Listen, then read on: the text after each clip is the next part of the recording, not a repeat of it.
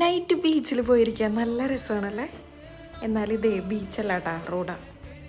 നമുക്ക് ഷാർജയിൽ നിന്ന് കിസൈസ് പോകേണ്ട ആവശ്യമുണ്ടായിരുന്നു. ഓരോ വഴിയിൽ കൂടെ പോയി നോക്കുമ്പോൾ അവിടെയൊക്കെ വെള്ളക്കെട്ട്. അപ്പോൾ തിരിച്ചു പോരും. ഒരുപാട് സ്ഥലങ്ങളിലത്തെയൊക്കെ വെള്ളം വലിച്ചെടുത്ത് അവിടെ ക്ലീൻ ചെയ്തുകൊണ്ടിരിക്കുകയാണ്. വെള്ളം ചെളിയൊക്കെ കെട്ടി നിൽക്കുകയാണ് എല്ലാ വഴിയിലും.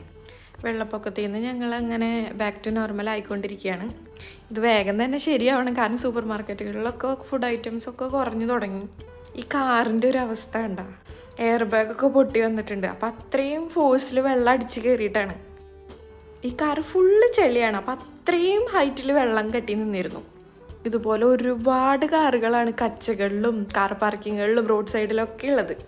നാട്ടിലൊരു മഴ പെയ്ത് തുറന്നു കഴിഞ്ഞാൽ വെയിൽ ഉദിക്കുമ്പോൾ എന്താ, നമ്മുടെ തുണികളും നനഞ്ഞ തിങ്സൊക്കെ ഇങ്ങനെ ഉണക്കാൻ വെക്കണ പോലെ ഇവിടെ ഒരുപാട് കാറുകൾ ഇങ്ങനെ വെയിലത്ത് ഉണക്കാൻ വെച്ചിരുന്നു. അതൊരു നല്ല കാഴ്ചയായിരുന്നു. അബുഷകര ഭാഗമൊക്കെ ഒരു ദ്വീപ് പോലെയായിരുന്നു, ഫുഡ് വരെ കിട്ടാതെ.